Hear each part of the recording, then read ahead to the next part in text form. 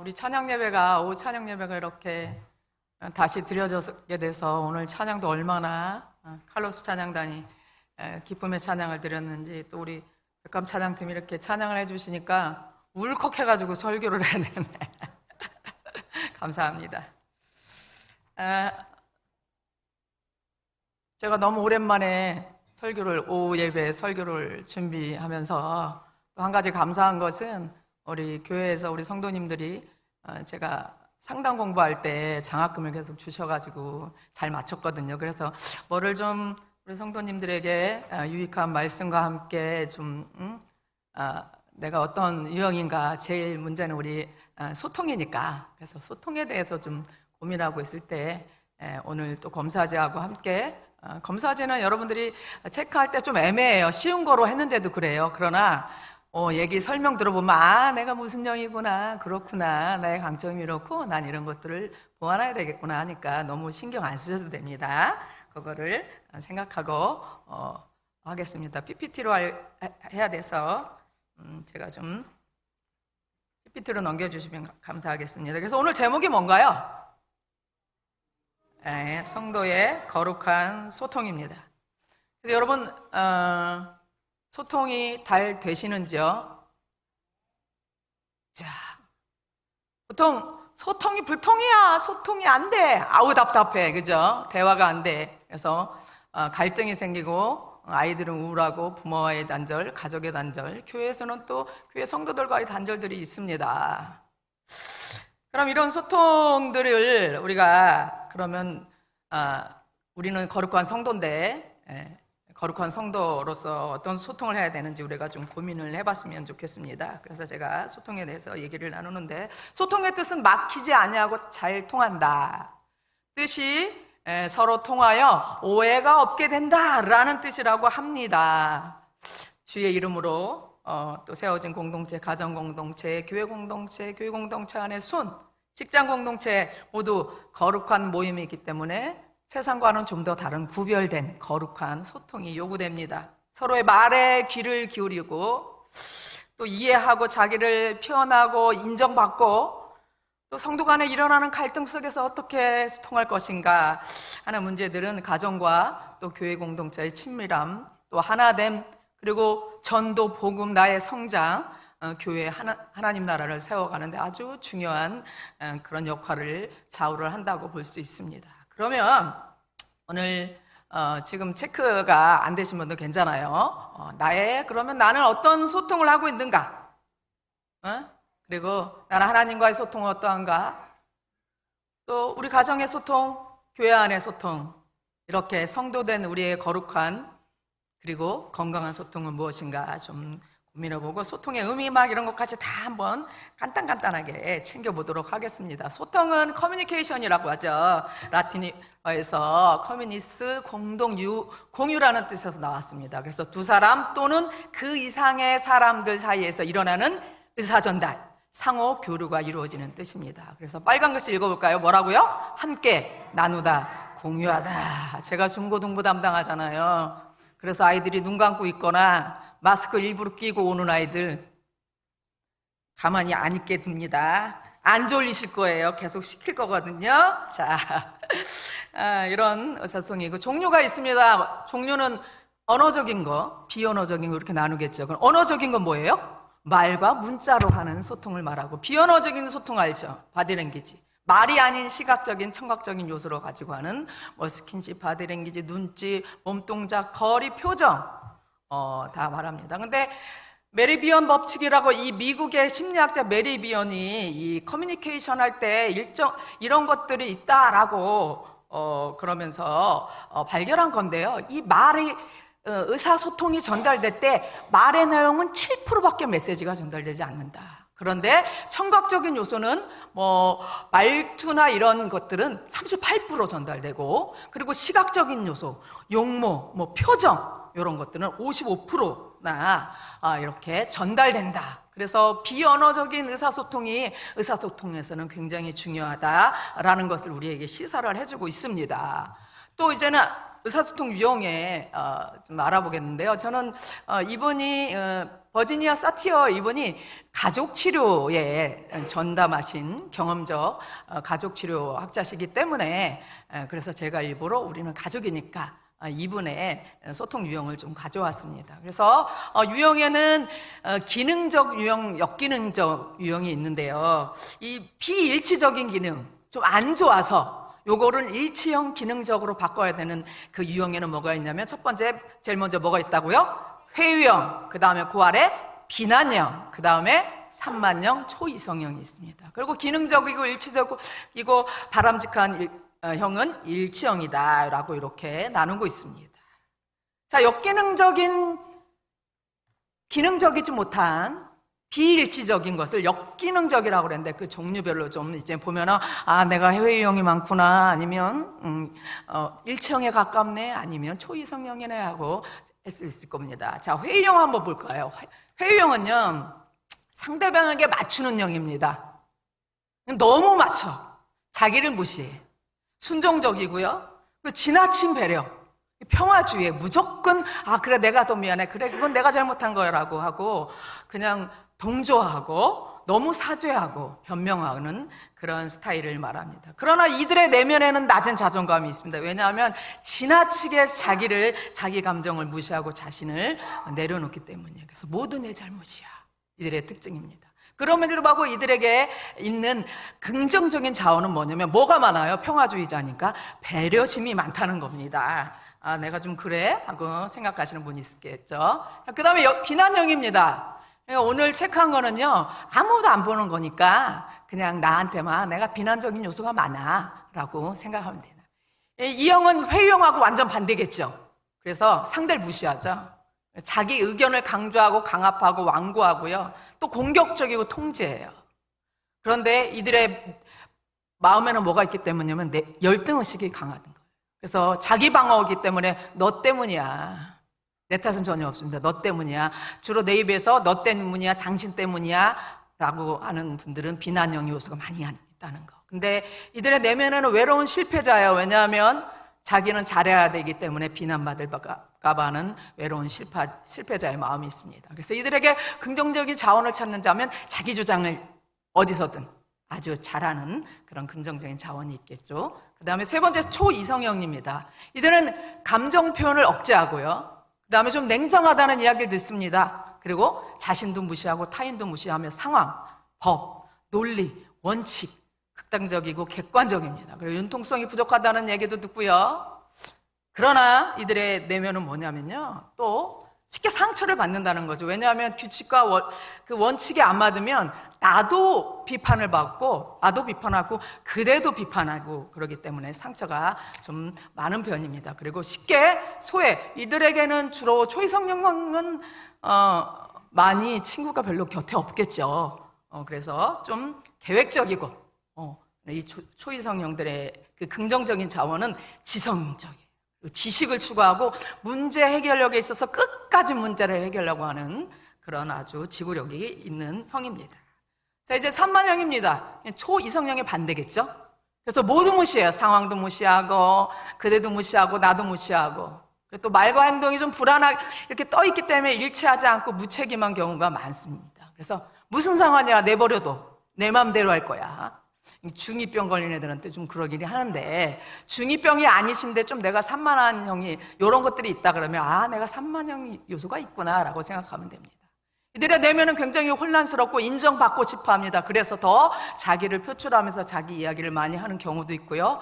딥다운이 많이 심해서 심한 고독감과 소외감을 갖습니다. 그러니까 상담자들이 제일 어려워하는 형이 이 산만형이라고 합니다. 이들의 긍정적인 자원은 유머러스하고 즐겁습니다. 그리고 자발적이에요. 상담하러 오면 엄청 적극적으로 합니다. 그리고 창의성이 있죠. 자, 그 다음에 이제는 가장 바람직하고 건강한 소통자죠. 일치형입니다. 자신의 내면, 소통의 내용과 감정이 일치합니다. 언행이 좀 많이 일치한다는 사람들이겠죠. 진실하게 소통하고요. 타인을 배려하고 공감력도 뛰어나요. 융통성도 있고요. 개방적이고 상처받지만 회복 탄력성이 있어서 뻘떡 일어납니다. 그리고 건강한 대인관계를 하고 있습니다. 그리고 내 내면의 자아 존중감도 좋고 심리적으로 안정된 상태입니다. 이것이 하나님의 제일 우리 성화된 성품이, 하나님의 성품이 제일 고조된 그런 일청일 거라고 생각합니다. 우리는 대부분 이 일청을 향해서 가고 있는 것이죠. 자, 이렇게 그러나 사티온은 뭐라고 했냐면은 제가 그 긍정적인 자원을 일부러 붙여놨어요. 왜냐하면 사티온은 이 긍정적인 자원이 있기 때문에 우리는 우리의 의사소통은 훈련하면 된다라고 얘기하고 있습니다. 그래서 그 회유형의 긍정적인 자원은 뭐였어요? 배려심이 많은 거였죠. 근데 이들에게 필요한 건 또 뭐였습니까? 자기를 돌봐야 돼요. 내가 회유형이다. 여러분 회유형 손 들어보세요. 제가 목회자 되고 회유형이 많이 됐어요.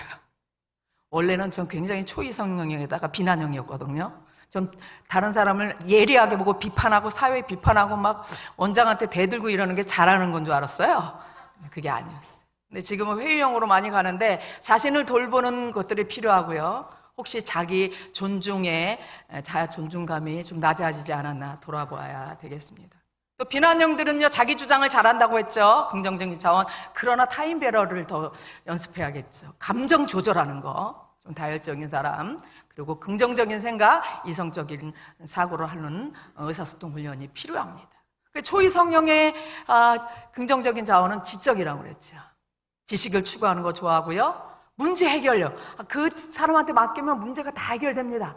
그래서 막 상담하러 또 오고, 상담사가 아니어도 이걸 어떻게 할까 하면은 착착착 이렇게 하면 문제가 해결됐다. 요게 잘 되는 분 초이성형에 가깝습니다. 근데 이들에게는 타인을 좀 더 배려하는, 그리고 자신의 감정을 또 좀 나눌 수 있는, 감정을 표현하고 감정을 공감하는 그런 훈련들이 좀 필요합니다. 산만형은 굉장히 즐겁고 자발적이고 창의적이죠. 그러나 현실 인식을 잘 못합니다. 뜬구름 잡죠. 그죠? 그러나 주의 집중력도 필요하고 경청의 능력도 좀 필요하고 표현력들이 좀 그런 의사소통 훈련이 필요합니다.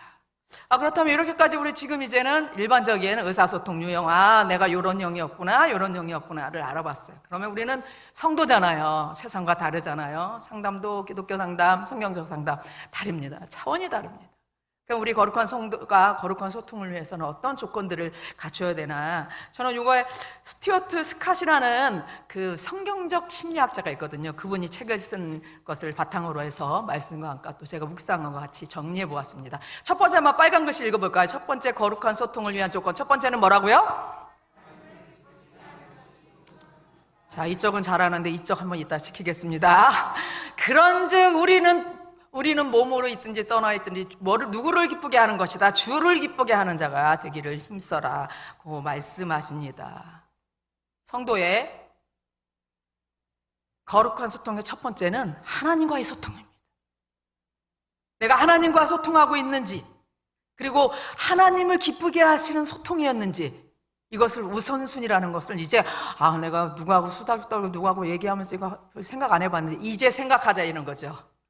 적어도 내 그룹에, 내 모임에 하나님이 기뻐하시는 것이 우선순위라는 것을, 그리고 내가 그대와 잘 소통하기 위해서는 건강한 소통, 거룩한 소통법을 갖기 위해서는 누구하고 먼저 소통하는 거가 돼야 된다고요? 하나님과의 소통이다. 하나님과 먼저 소통하는 우리 성도님들이 되기 바랍니다. 두 번째 읽어볼까요? 시작! 공감하는 경청하라. 잘 들어라. 그래서 사람마다 듣기는 속히하고 말하기는 더디하며 성내기도 덜이하라 라고 말하고, 사연을 듣기 전에 먼저 말하는 자는 미련한 자다라고 우리의 말씀은 말씀하고 계십니다. 말하는 것보다, 이 말씀은 뭔가요? 말하는 것보다 듣는 것이 더 중요하다. 듣는데 에너지를 소비하라는 그런 말씀이기도 합니다. 여러분, 잘 듣는다는 것은 경청하는 겁니다. 근데 사실 경청은요, 소극적인 게 아닙니다. 아주 공감적으로 그냥 아주 적극적인 공감하는 경청을 말하는데요. 상대방의 말을 기울여서, 그리고 상대방의 의견을 듣고 또 그것에 제스처를 하면서 추임새를 하면서 하는 겁니다. 그래서 이런 자세가 중요합니다. 경청할 때 보는 거예요. 내가 이기쁜 집사하고 소통할 때 보는 거죠. 내가 우리 이봉사 장로님하고 할 때 눈을 맞춰서 주시하는 거야. 그러시구나, 우리 장로님. 그리고 고개를 끄덕이는 거예요. 아무 때나 끄덕이면 안 되고 동조할 때, 그리고 공감해 주면서 네, 어머 저런, 그랬군요. 이런 것들을 넣어주는 겁니다. 그리고 경청할 때 중요한 부분에서는 질문해도 되는 거죠. 어떤 경청이냐면 경청하는데 다시 말해줄 수 있어요. 어머, 더 설명해 줄 수 있어요. 이런 거는요, 이런 말들은 더 경청을, 그래서 그 사람이 이야기를 더 북돋아주는 그런 역할을 합니다. 그리고 지금 한 말은 이런 이해가 안 될 수도 있잖아요. 지금 한 말은 이런 뜻인가요? 라고 한번 꼭 찍어서 얘기하면 말하는 사람도 자기가 무슨 말을 하는지 맞죠, 제가 말한 거는 이런 겁니다 라고 이야기할 수 있습니다. 근데 경청할 때 하지 말아야 될 것이 있습니다. 뭐냐면 중간에 말 자르기, 그리고 무슨 말을 하는지 먼저 생각해서 판단해서 가르치려고 하는 거 있죠.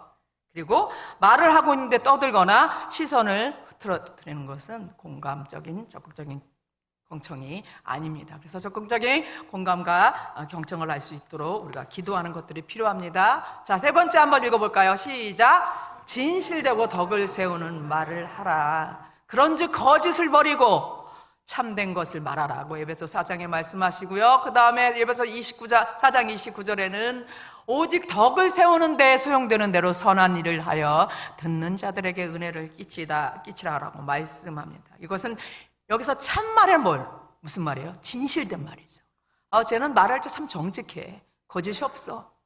물론 가끔씩 그거 다 얘기하면 창피하고 미안하기도 하지만 거짓 없이 이야기하는 거, 그것은 진실된 말입니다. 그리고 덕을 세우는 말, 사람을 높여주고, 그리고 말할 때 또 진실하게, 또 진리, 하나님의 말씀, 성경에 비롯한 말을 한다는 것이 쉽지 않죠. 제가 이렇게 말을 해도 제가 잘 되느냐? 전혀 그러지 않습니다. 우리가 노력하는 거죠.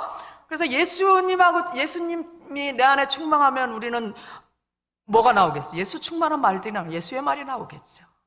우리 최고의 상담가는 예수님이 오셔서 제자들하고 했던 그 예수님이시고요. 지금 우리 예수님의 영이신 성령님이 우리의 최고의 상담가십니다. 그래서 시편 기자처럼 이런 기도를 해야 됩니다. 하나님, 내 입술에 파수꾼을 세워주시고 내 입술에 문을 지켜 주시옵소서. 말할 때마다 우리는 이런 기도를 해야겠습니다. 그리고 또 한 가지 거는 나 전달법입니다. 이제 진실하고 덕을 세우는 말에 나 전달법 따라해 볼까요? 나 전달법 많이 들어봤죠? 아이메시지, 네 메시지가 너 때문이야, 네가, 이게 아니라 나는 말이야, 당신이 그래서 나는 이래, 감정이 이것은 내가 잘못했지만 이걸 원해. 그래서 이거 예를 들어 봤습니다. 아이가 늦게 들어왔어요. 너 전달법은 이렇게 하죠. 지금 몇 시야? 전화 껐다가 뭐래? 그러죠? 너 좀 혼날래? 하고 얘기를 하면 그때 자녀들의 마음은 어떤 마음이 드냐면요, 엄마 아빠가 나를 믿지 않으신다, 그리고 내 사정을 들어보지도 않고 잔소리만 안 해. 그래서 입을 더 꽉 다물게 됩니다. 그렇지만 나 메시지를 할 때, 아이 메시지를 할 때, 경수가 네가 연락이 없어서 엄마 아빠가 얼마나 몹시 너무너무 기다렸어. 혹시 사고나 난 거 아닌지 너무너무 두려웠단다. 다음부터는 전화나 문자를 해주면 고맙겠어? 라고 할 때 자녀들은 뭐라 하냐면 나의 안전을 염려하는구나. 그래서 저절로 그때 미안합니다 라는 말을 합니다. 다음부터 잊지 않고 전화해야겠다는 마음도 갖죠. 그러나 쉽지 않습니다. 그러나 우리는 연습해서 훈련해서 해야 된다는 것이죠. 자, 그 다음에 네 번째 한번 읽어보겠습니다. 시작. 비언어적 소통에 신경 써라. 비언어적 언어 문자가 아닌 거라고 얘기했죠. 그래서 메라비언 거 얘기했어요. 말은 7%밖에 전달이 안 됩니다. 말 많이 하시는 분, 그래서 야고보서에 교사 되지 말라고 말한 걸 수도 있겠습니다. 야고보가 이 원리를 알았나 봐요. 그죠? 그 다음에 시각 표정이 55%라고 다시 한번, 청각은 몇 프로요? 38% 전달됩니다. 기억해 주십시오. 그래서 청각력이 좀 둔한 남편이나 아이들한테 얘기했는데 너 왜 똑바로 안 듣고 또 얘기해? 당신은 왜 날마다 그 말 또 하게 만들어? 여인들이요, 우리 어머님들이요, 생각해 주십시오. 그들은 우리보다 청각 능력, 귀로 듣는 말소리 더, 우리가 여성이 7%면 남자는 한 5% 정도 말소리로 들어갈 겁니다. 그렇기 때문에 이것들 주의해서 해야 되고요. 목소리, 볼륨, 톤, 표정, 손짓, 한숨, 비웃음, 눈동자 이렇게 돌아가는 거, 몸 자세 이런 거 다 우리가 비언어적인 소통입니다. 이 친구 누군지 아시죠? 추사랑이잖아요, 그렇죠? 잘한다고요. 어머 잘한다. 이 뉘앙스가 완전히 다르잖아. 잘하고 있네. 잘해. 이게 표정이 엄청 맞죠. 말의 표정과 언어와 딱 팔짱 짝 끼고 잘한다. 이거는 비꼬는 거죠. 어머 잘해. 이거는 칭찬하는 거잖아요. 그래서 비언어적 소통이 얼마나 중요한지 말 언어와 함께 비언어적 소통 많이 우리나라가 제일 이게 작대요. 외국 사람들은 원더풀, 감사합니다 하는데 우리나라는 유교 집안이라는 유교 이 문화가 있어서 그런지 근데 이거는 우리는 성경적이지 않기 때문에요. 우리가 고칠 필요가 있습니다. 자, 5번째 거룩한 소통을 위한 조건 5번째 읽어볼까요? 시작. 일치형 소통이 되도록 노력하고 훈련하라. 그래서 너희는 말씀을 행하는 자가 되라고 말씀하십니다. 듣기만 하라고 오늘 정 목사가 쫙 얘기했는데 그러면 자기를 속이는 거라고 말씀하셨어요. 자, 그래서 나전달법, 제가 비폭력대화법도 주워 들어가지고 이게 상담하니까 나전달법에 좀 구체적인 게 비폭력대화법이에요. 그래서 제가 먼저 변해야 돼. 제가 굉장히 말이 상투적이고 조금 간단히 하고 그냥 비언어적인 제스처가 많이 나가면서 상대를 조금 힘들게 하는 성향이 있기 때문에 제가 이 모임이 2달에 한 번씩 줌으로 한다고 그래서 설교 전이잖아요. 딱 어제였어가지고 2시간 들어가서 이 비폭력대화법 책을 읽고 또 묵상하고 기도하는 모임에 제가 또 뛰어들어서 바꾸고 있습니다. 그래서 4가지 나 전달법의 4가지는 첫 번째는 행동하고 사건을 얘기하는 겁니다. 당신 그래서 안 맞아! 이게 아니라 당신이 어제 그러면은 그때뿐 남자들은 힘이 빠지긴 하겠지만 우리가 좀 연습을 해야 됩니다. 그래서 그 행동, 우리 아이가 어떻게 한 행동 그리고 그대가 어떻게 행동한 거 사건에 대해서 진술하는 겁니다. 그리고 그래서 나는 내 감정에 대해서 얘기하는 거죠. 나는 내가 너무 걱정되고 화가 났어. 당신이 새벽까지 안 나왔잖아. 어? 그래서 당신이 그러면은 얘기하겠죠, 그렇죠? 그랬어. 그러면은 그 다음에 이제 그러면 그럴 때는 어떻게 해줘? 당신이 나에게 전화를 해주면 좋겠어. 그리고 부탁을 하는 거죠. 그리고 그렇지만 난 이러는 거 미안해. 내가 소리를 먼저 질렀네. 미안해 하고 미안해 하는 법도 들어가야 됩니다. 이것은 단시간 이루어지지 않습니다. 이게 비폭력대화법 하나만 가지고 자격증을 받고 훈련 코스가 막 10주, 20주 되는데 오늘 제가 간단히 하는 거라 우리는 그러나 끝까지 들어보시면 합니다. 계속 연습하고 있는 중이죠.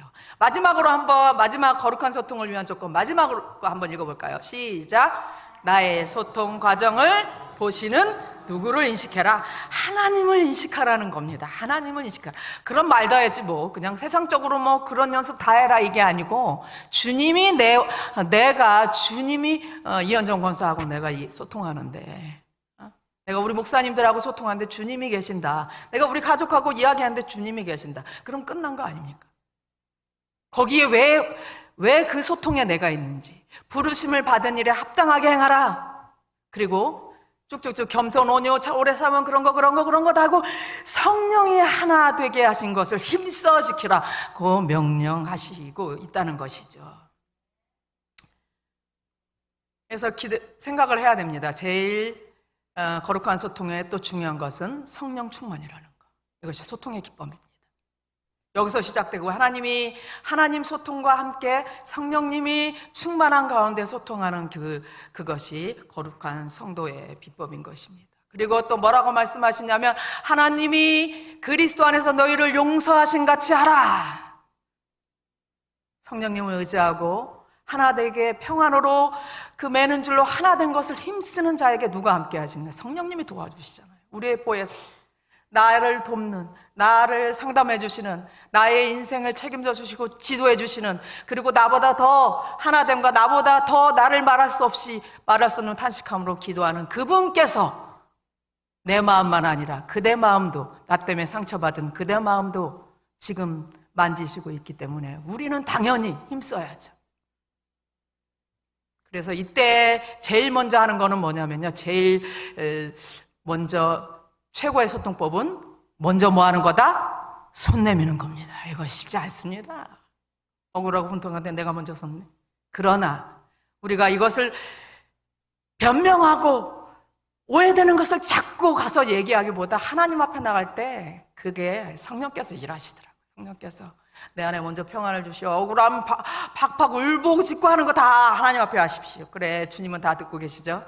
그리고 성령께서 나 안에 평안을 주시고 그 친구가 그럴 수밖에 없는 이유들, 그리고 내 안에 그를 용서하는 연약한 당신을, 그리고 나보다 더 약한 그대를, 그리고 하나님은 또 한 가지 뭐 하시냐면, 그래 경수가 너는 이때, 그래서 나를, 하나님의 말씀은 살았고 운동력이 있어. 좌우의 날선 검보다도 예리하여 찌르고 쪼개고 내 마음과 생각과 잘못된 것을 훈계하시기 때문에 성령님은 그 일을 하십니다. 그리고 분명히 말씀하시네요. 심판날에 이에 대하여 심판을 받으리라. 우리가 하는 모든 소통 누가 보고 계신다고요? 누가 하신다고요? 하나님이 하시면 되잖아요. 그렇죠? 그래서 이렇게 거룩한 소통을 향해서 몸부림치고 다시 용서하고 손 내밀길 원하고 애쓰는 그 소통이, 갈등이 있는 그 모임에는 하나님이 역사하셔서 평안으로, 내가 먼저 손 내밀면 그도 와서 안아주고, 내가 더 잘못했지. 이것은 성령의 법입니다. 하나님의 법입니다. 그래서 저는 일치형 이거 사티어가 얘기했는데, 제일 이 거룩한 소통, 스튜어트 스캇 목사님이 지시하고 제가 묵상한 이 소통 안에 다 들어있다고 생각합니다. 용서와 화해, 소통하는 주의 공동체가 되게 하여 주시옵소서라고 우리가 기도할 수 있습니다. 자, 지금까지 이렇게 알아봤어요. 자, 지난주에 우리 이현도 목사님이 짧게 설교를 아주 간단하게 명성구를 해서, 자, 이런 거 알아봤습니다. 설교는 짧아야 명설교라, 그런 말이 있어서. 자, 우리는 소통이 불통이 시대를 살고 있습니다. 마스크가 얼마나 많은 역할을 했는지, 아이들은 문자로 하는 게 더 쉽고, 어떤 고등 엄빠의 그 고등학교 친구하고 20살 넘는 부부가 됐어요. 근데 싸움도 문자로 하고 카톡으로 하고 모든 대화도 카톡으로 합니다. 이게 소통 불통이죠. 그러나 우리는 교회 공동체입니다. 하나님의 교회 공동체를 주신 것은 서로를 성장을 위한 거죠. 가정을 주신 것은 내 마음을 나누는. 그래서 여러분의 거룩한 소통 훈련과 연습과 또 거룩한 소통을 가지셔서 마음을 나누는 행복한 가정, 서로 존중하고 배려하는 직장, 그리고 주 안에서 하나 되고 성장을 돕는 교회를 만들어가서 하나님의 영광 받으시는 주의 공동체 갖고 가시기를 바랍니다. 그래서 우리가 이런 기도를 했으면 좋겠습니다. 여기에 해당되는 기도, 나는 1번은 돼, 2번은 안 돼. 그럴 수 있습니다. 첫 번째 기도 무엇을 기도할까요? 같이 읽어봅시다. 먼저 하나님과 친밀한 소통하게 하옵소서. 하나님을 기쁘시게 하는 소통자 되게 하옵소서. 두 번째, 성령 충만한 하나님을 인식하는 소통자 되게 하소서. 세 번째, 공감하며 잘 듣는 소통자 되게 하소서. 네 번째, 진실되고 대업을 세우는 말을 하는 소통자 되게 하옵소서. 그리고 내 입술에 파수꾼을 세워 주시옵소서.